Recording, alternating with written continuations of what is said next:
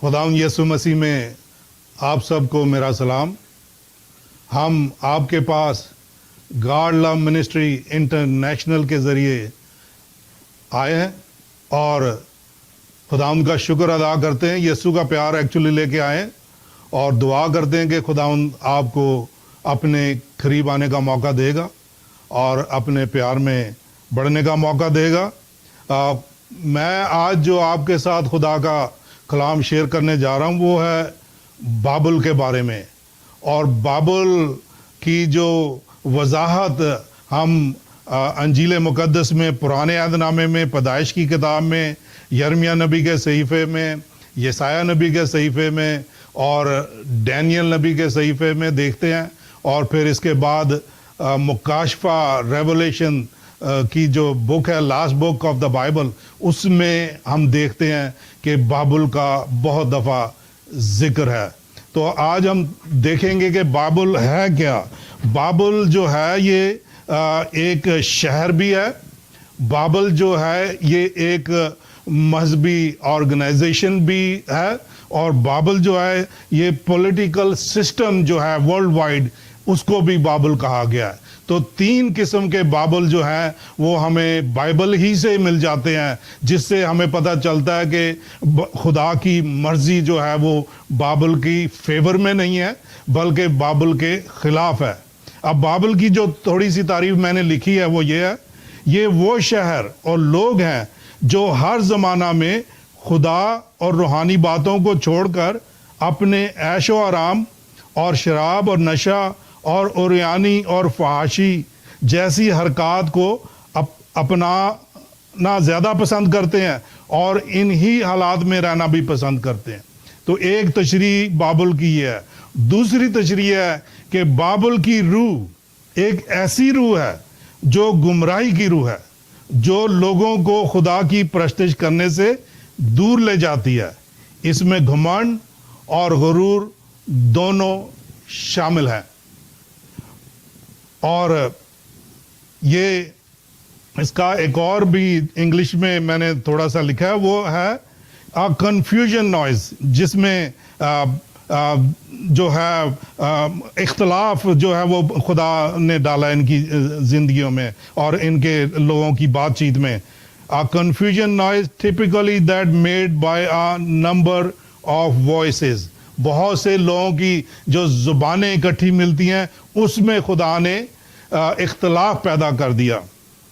A scene of noisy confusion.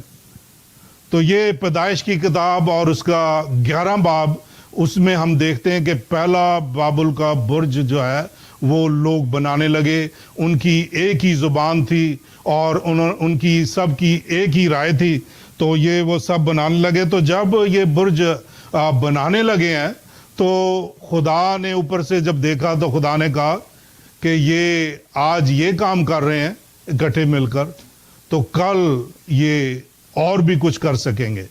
अब खुदा ने कन्फ्यूजन या इख्तलाफ उनकी ज़ुबान में क्यों डाला?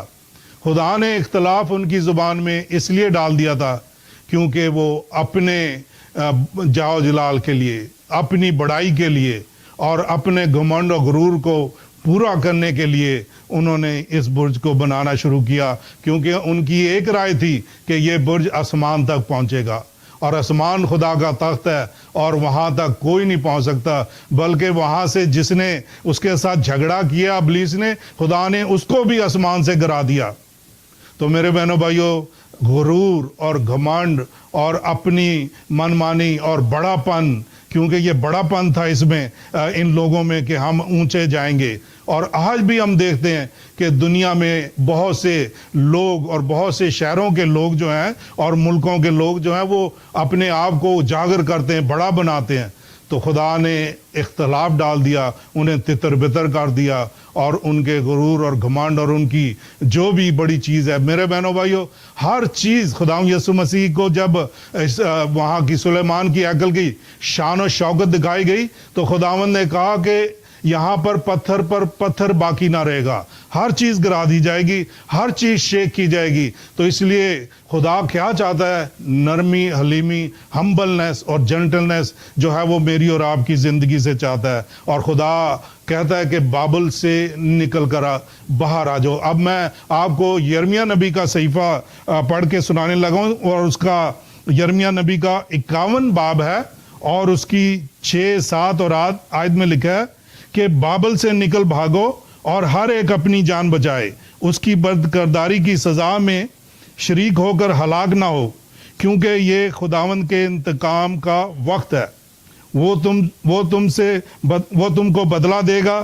بابل خداوند کے ہاتھ میں سونے کا پیالہ تھا، جس نے ساری دنیا کو متوالا کیا، قوموں نے اس کی مے پی، اس لیے وہ دیوانہ ہے۔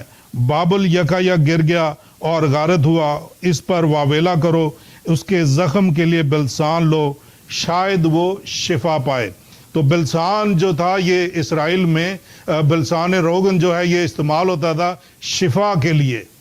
تو میرا اور آپ کا بلسان روغن جو ہے وہ خداوند یسوع مسیح کا لہو اور خداوند یسوع مسیح کے نام میں، جیسے ہم ایک گیت بھی گاتے ہیں کہ یسوع نام میں قدرت پائی جاتی ہے، پاک کلام میں قدرت پائی جاتی ہے۔ وہ چشمہ جو کلوری سے بہتا ہے وہ آج بھی پاپوں کو دھوتا ہے۔ میرے بہنوں بھائیوں، خدا نے میرے اور آپ کے لیے انتظام کیا ہے، اور وہ انتظام کوئی کلوری پر پورا کیا گیا، اور خداوند یسوع مسیح نے کہا اٹ از فنش، تلت آئی، اور یہ ختم ہوا۔ تو اب مجھے اور آپ کو خدا نہیں چاہتا کہ ہم بابل کی زندگی گزاریں، عیش و آرام کی زندگی گزاریں، گناہ اور بدی کی زندگی گزاریں اور خدا کو پسے پش ڈال دیں، بلکہ خدا کا کلام جو ہے وہ ہم جو مسیح ہیں اور جو نہیں بھی ہیں ان کو بھی خدا آج بلاتا ہے کہ بابل کی گناہ اور بدی سے نکل آؤ اور اس میں شامل نہ ہو، کیونکہ خدا نے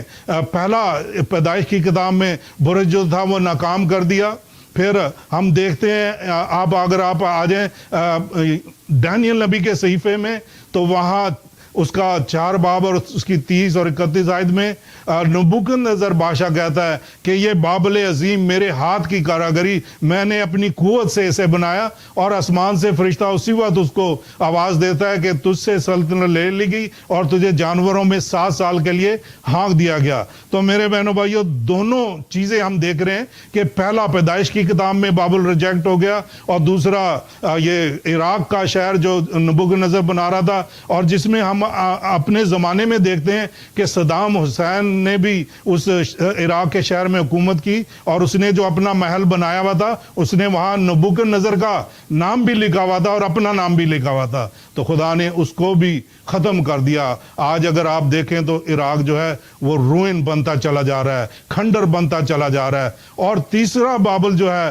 وہ مکاشفہ 17 اور 18 باب میں ہمیں ملتا ہے، اور 14 باب کی 8ویں آیت میں بھی لکھا ہے اور کہ ایک فرشتہ آسمان سے نکلا اور اس نے کہا کہ گر پڑا، اور وہ بڑا شہر گر پڑا، بابل گر پڑا۔ تو میرے بہنوں بھائیوں، بابل جو ہے وہ گرا دیا جائے گا، اور وہ بڑے شہر جو جہاں پہ بدکاری کے اڈے ہیں وہ سب خدا ان کو بھسم کرے گا۔ اگر آپ دیکھیں پرانے عہد نامے میں کیوں خدا نے وہاں پہ سدوم اور عمورہ پر آگ برسائی، کیونکہ وہاں گناہ اور بدی جو تھی وہ زور پکڑ گئی، اور اس کا شور خدا کے کانوں تک پہنچا، اور خدا نے اس کو بھسم کر دیا۔ اور اسی طرح خدا آج بھی بدی کو بھسم کرے گا دنیا سے اور نکالے گا۔ چوتھا جو بابل ہے وہ ورلڈ وائڈ بابل کہلاتا ہے۔ ریلیجس آرگنائزیشن کا جو بابل ہے وہ مکاشفہ 17 باب میں دکھایا گیا ہے کہ وہ آرگنائزیشن جو ہے، ریلیجس آرگنائزیشن 7 پہاڑوں پر بیٹھی ہے، وہ کسبی 7 پہاڑوں پر بیٹھی ہوئی ہے، اور وہ حیوان جس کے اوپر کسبی سوار ہے اس کا ساری ڈیٹیلز مکاشفہ 17 باب میں۔ پھر آگے 18 باب میں دیکھیں کہ بابل کی جو عیاشی اور اس کے جواہرات اور اس کی شان و شوکت اور اس کے ساتھ جو بادشاہوں نے پیا کھایا پیا، تو کس طرح خدا نے ان سب کو بھسم کرنا شروع کیا، اور خدا بھسم کرے گا۔ میرے بہنوں بھائیوں، خدا کی ججمنٹ جو ہے وہ اب آئے گی۔ کیوں آئے گی؟ کیونکہ خداوند یسوع مسیح اس دنیا میں نجات کا کام پورا کر کے چلے گئے، اور اب خداوند یسوع مسیح کے نام سے لوگ نجات پا رہے ہیں، اور لوگ پاکیزگی کی طرف آ رہے ہیں، اور گناہ اور بدی سے چھٹکارا پا رہے ہیں، کیونکہ آسمان کے تلے زمین کے اوپر کوئی دوسرا نام نہیں بخشا گیا جس کے وسیلے نجات ہے، اور ایک ہی نام بخشا گیا ہے، اور وہ ہے یسوع مسیح کا نام، جس کے وسیلے آج دنیا میں بھر میں نجات پائی جا رہی ہے۔ اگر آپ چائنا میں چلے جائیں تو ہزاروں کی تعداد میں لوگ خداوند یسوع مسیح کو، چائنیز جو بت پرست ہیں، وہ بتوں کو ماننے والے، وہ بتوں کو چھوڑ کے یسوع مسیح کے قدموں میں آ رہے ہیں۔ اگر آپ انڈیا میں چلے جائیں تو انڈیا میں بھی ہزاروں کی تعداد میں ہندو جو ہیں وہ کرسچن ہو رہے ہیں اور مسیح کو قبول کر رہے ہیں، اور خدا ان کو بابل کی عیاری سے، بابل کی بدکاری سے نکال رہا ہے۔ میرے بہنوں بھائیو، اگر آپ منگولیا میں چلے جائیں